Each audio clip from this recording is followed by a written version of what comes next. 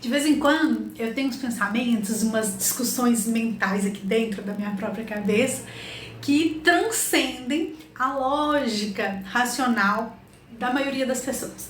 E ultimamente eu venho pensando muito nessa relação entre pessoas, cidades e edifícios. E aí, recentemente, eu coloquei no meu Instagram uma enquete perguntando para as pessoas se você fosse um edifício, qual edifício você seria? Na minha percepção, a minha relação com os edifícios, eu fico imaginando, né? Cada pessoa um edifício. Mas me surpreendeu grandemente como que cada pessoa se enxerga de um jeito. E é muito interessante fazer essas analogias, né, do edifício construído com o que a pessoa se vê, né, de como a pessoa se vê. Eu, por exemplo, me vejo como uma igrejinha pequititinha, no meio do mato, lá na área rural, meio isoladinha, que recebe algumas poucas pessoas selecionadas ali daquela comunidade.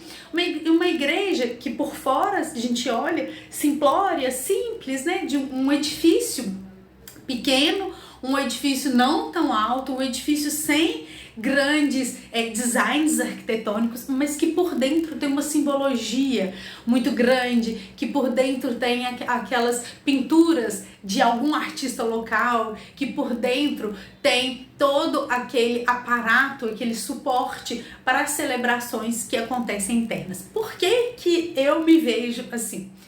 Porque eu não me vejo, eu não sou uma pessoa extrovertida. Eu sou muito mais introvertida. Sou uma pessoa que gosta de ficar comigo mesma. Eu gosto de ler, eu gosto de estar sozinha, eu gosto de ver uma série sozinha, eu gosto de ficar em casa.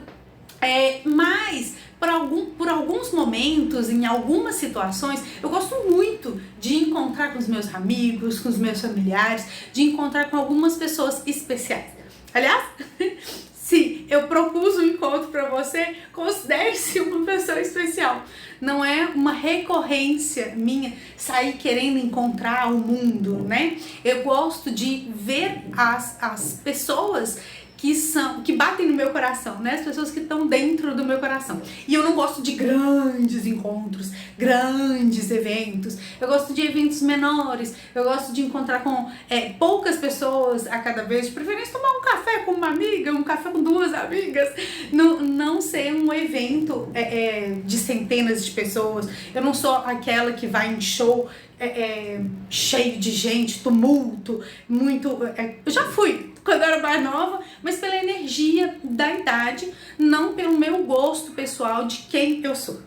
E pensando nessas questões de edifícios, quem é você, que edifício que você se identifica, né? Eu vi muita gente comentando da vida que é inerente ao edifício, que é extremamente importante, né? É muito triste a gente pensar um edifício que tá ali abandonado, né? Quantos a gente vê no centro da cidade, com toda a infraestrutura urbana ali carregada de transporte, saneamento básico, de serviços e comércios próximos, e os edifícios abandonados, sem ocupação, sem habitação, sem uso, né? É um desperdício de recurso ali, né? É um desperdício de energia. É uma tristeza pensar a quantidade de pessoas sem moradia, a quantidade de pessoas sem acesso a uma moradia adequada, e esses edifícios logo no centro abandonados. E por que eles estão abandonados?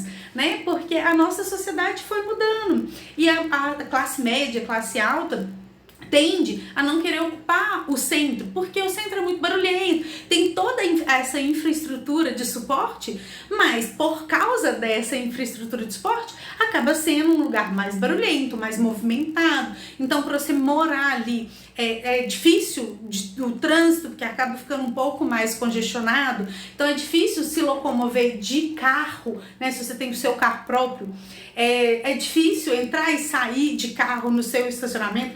Pelo menos em Belo Horizonte, muitos dos edifícios do centro não tem garagem, então é mais um complicador. O custo de estacionamento no centro é muito alto.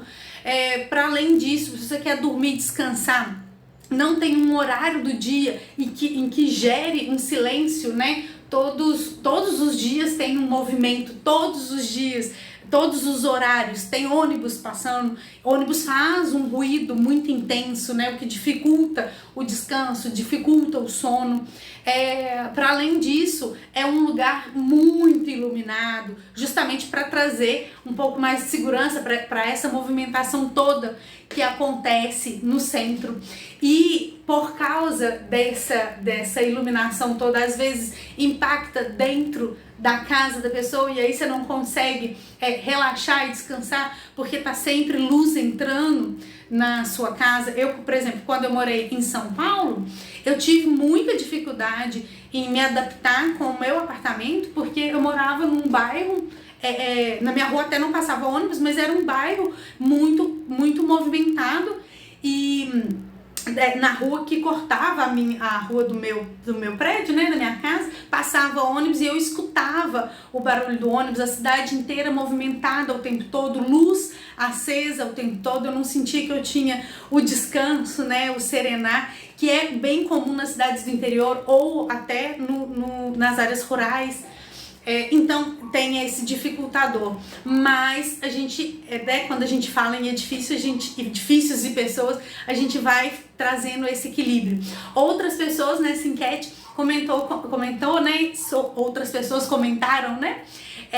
Sobre edifícios que são ligados à sua história, edifícios que remetem à história pessoal e à história da família, edifício que você morou a vida inteira, edifício que foi a sua família que construiu, edifício que tem um significado mais vinculado a esse processo histórico de ocupação. E aí, de novo, a gente lembra, né, das cidades, como que as cidades surgiram nesse processo de ocupação. Vou fazer ainda um outro vídeo falando só sobre o processo histórico de ocupação da cidade, que é tão interessante, mas entender, né, como que a pessoa se identifica, que é muito mais importante para ela, é a história, o background que ela carrega, é a família que vem junto. Então, se ela fosse um edifício, tem que ser um edifício que mora a família inteira, um edifício que foi construído pela família, um edifício que ela existe ali desde sempre, né? Outras pessoas comentaram comigo da relação do edifício com o trabalho, com a função que a gente exerce na vida, né? Quando a gente pensa, né, por exemplo, eu penso num padre, eu penso numa igreja, eu penso num economista, eu penso num banco, né? Então, às vezes a gente cria essa relação da função do edifício com a função ou a atividade exercida pela pessoa, né? Que é um outro tipo de relação possível de se criar. E outras pessoas comentaram comigo com relação à arte, né, ao visual, ao design do edifício, como que a pessoa se associa fisicamente, né, o porte físico da pessoa com o design do edifício, como que essas composições se criam. E é um exercício pra gente fazer, né, pra gente pensar. Qual edifício eu seria? Se eu fosse um edifício, qual edifício eu seria? Que arquiteto que me representaria? Você já pesquisou, já estudou alguma coisa sobre algum arquiteto? Você conhece algum edifício de algum arquiteto relevante? Aposto que já ouviu falar do Niemeyer, pelo menos, né? Que é um arquiteto super famoso, um arquiteto brasileiro super famoso mundialmente, que tem edifícios icônicos no mundo inteiro, né? Então é uma pesquisa, um pensar e uma discussão que eu gosto bem de trazer e que eu queria apresentar aqui para vocês. Eu espero que tenha agradado, que vocês tenham gostado e se divertido com essas analogias. Vamos criar futuras analogias pra gente se divertir junto. Até mais!